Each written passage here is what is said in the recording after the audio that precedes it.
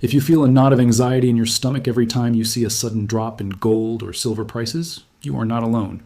But if you panic and sell, you are doing exactly what the smart money wants you to do. Have you ever noticed a strange pattern? Have you noticed that the most positive, exciting, and bullish news always seems to break right when the market is hitting an all-time high? You see headlines screaming that gold is going to $5,000, that silver is the investment of the century, and that everyone needs to buy right now. It feels incredible. It feels safe. And that is exactly why it is a trap. The professional investors, the institutional giants, and the market makers understand a game that the average retail investor does not. They know that to sell billions of dollars worth of metal at the top, they need someone to buy it. They need liquidity. And the best way to create liquidity at a market peak is to feed you hope. They release rumors, positive forecasts, and exciting leaks to make you buy with confidence. They are selling to you at resistance while you're buying into the hype. This is the fundamental rule of the financial alloy. When the news is euphoric at a peak, be terrified. But when the news is terrifying at a peak, pay attention, because the game is changing. What we are witnessing right now in the gold and silver markets is a masterclass in market psychology and structural manipulation. We recently saw prices hit a critical technical target, but let me tell you what is actually happening. This pullback was not just predictable, it was necessary. When a market hits a major target like $4,150, it hits a wall of sell orders. It hits profit taking from the smart money that bought months ago. It is natural physics. Gravity takes over. You do not need a conspiracy to explain why gold drops after hitting an all-time high.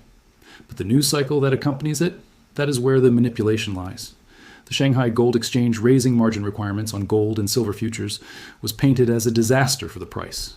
They raised the entry barrier, demanding that traders keep significantly more cash, up to $25,000 for silver contracts, to hold a position. On the surface, this looks negative.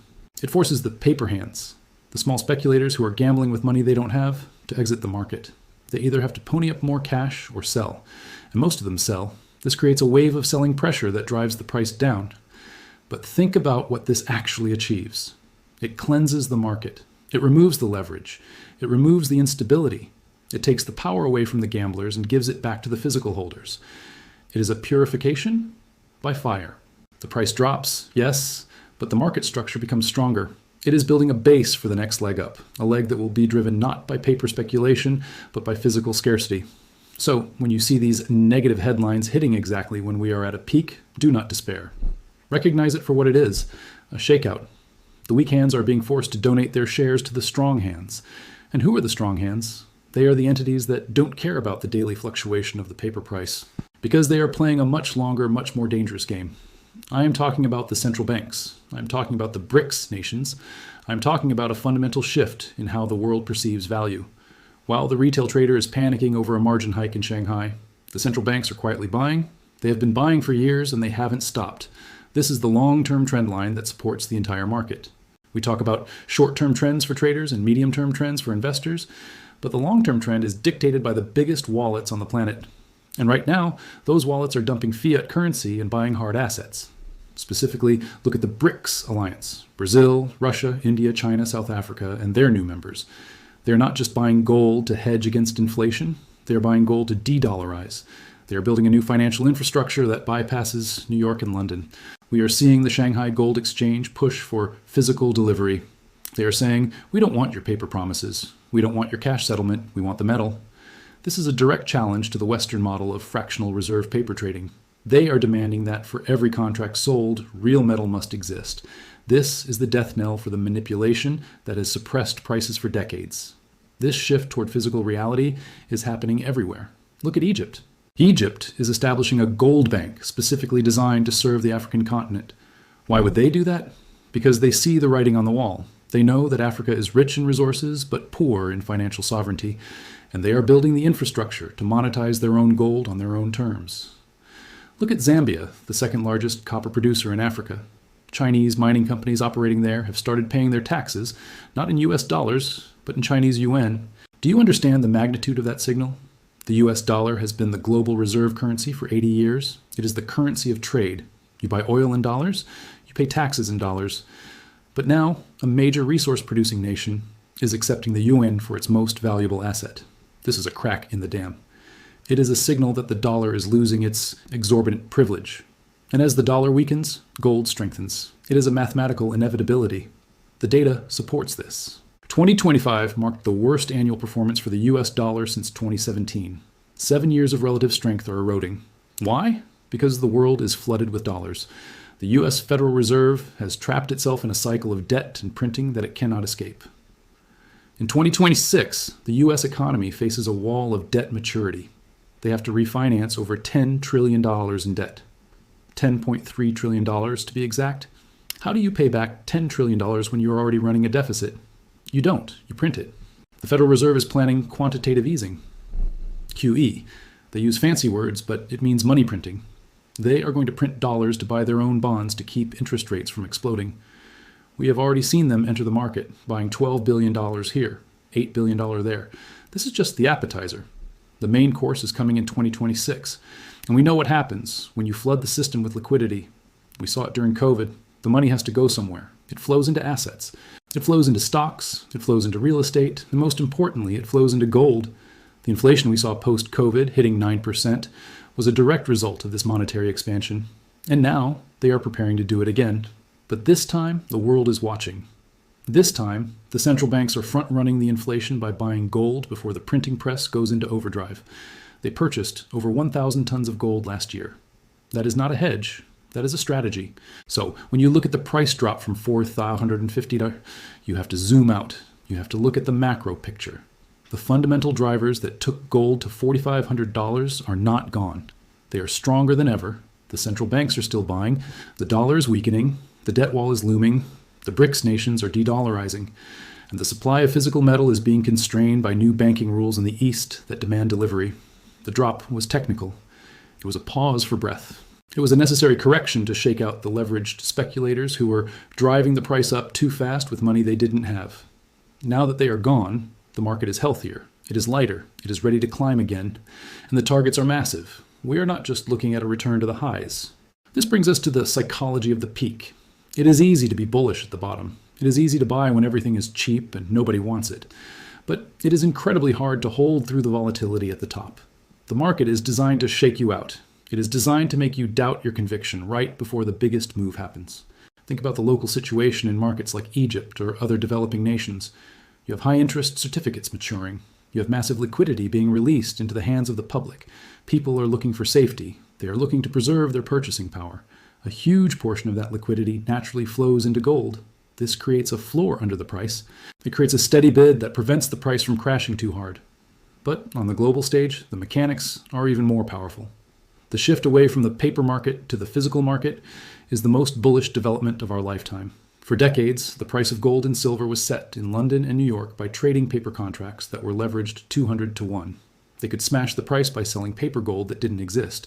But now, with Shanghai demanding physical delivery, and with the BRICS nations buying physical metal, that manipulation is becoming harder and harder to sustain. You cannot print gold. You cannot counterfeit a silver bar. If the buyers demand the metal, the price has to rise to meet the physical reality. The Shanghai Gold Exchange's move to raise margins and reduce paper speculation is actually a long-term bullish signal. It forces the market to become real. It reduces the noise of high-frequency trading and algorithmic manipulation. It means that the price you see on the screen is becoming a truer reflection of the actual supply and demand for the metal, rather than just a reflection of the liquidity in the derivatives market. This is the transition we are living through. We are moving from a world of financial illusion to a world of tangible value. And transitions are messy. They are volatile. They are scary. But they are also where the greatest wealth is transferred. The drop we saw was healthy. I know it doesn't feel healthy when you look at your account balance, but technically it was perfect. We hit a target, we took profits, we cooled off the RSI, we reset the sentiment, and now we are building the energy for the next push.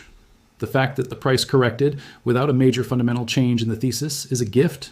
It means you get a second chance. It means you get to buy the dip in a secular bull market. Imagine if you had sold your Bitcoin in 2016 because it dropped 30%. You would have missed the move of a lifetime.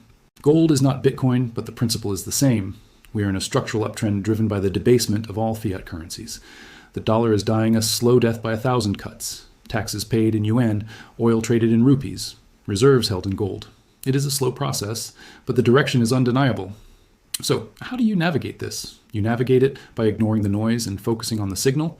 The noise is the daily fluctuation. The noise is the scary headline about margin hikes.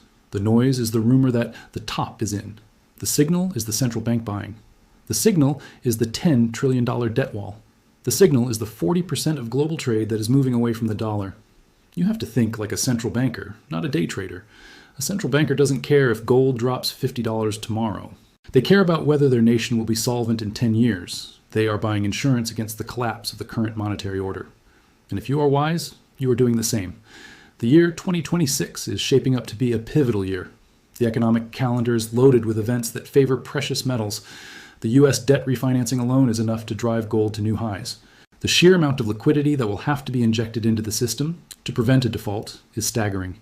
And unlike in 2008 or 2020, this liquidity is entering a world where inflation is already sticky, where supply chains are fractured, and where trust in the U.S. government is at an all-time low. This creates a feedback loop. They print money to pay the debt, inflation rises, people lose faith in the currency, they buy gold, gold rises, the dollar weakens, they have to print more money to pay the debt. It is a trap, and gold is the escape hatch. We are also seeing a change in the smart money allocation. For years, pension funds and large asset managers held zero gold. It was considered a barbarous relic, but now with bonds yielding negative real returns and stocks trading at historic valuations, they are forced to look for alternatives. Even a 1% allocation shift from global bonds into gold would double the price of gold. The market is simply too small to handle that kind of capital inflow, and that flow has barely begun. The recent sell-off has likely cleared out the tourists, the people who bought just because the price was going up. Now the market is left with the believers, the people who understand the thesis.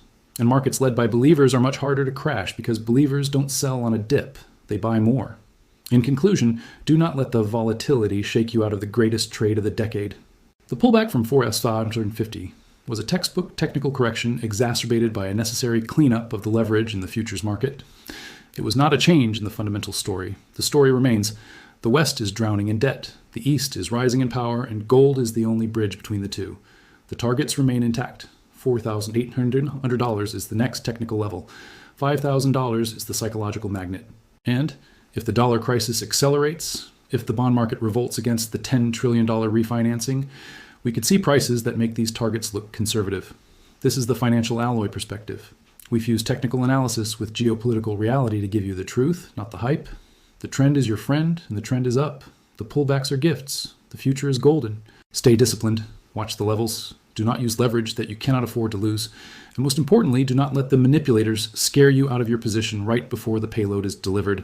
Happy New Year to you all.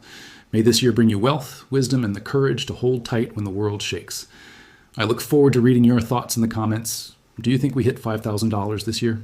Let me know. Don't forget to like, subscribe, and share this video to help us break through the algorithm and wake more people up. Peace be upon you.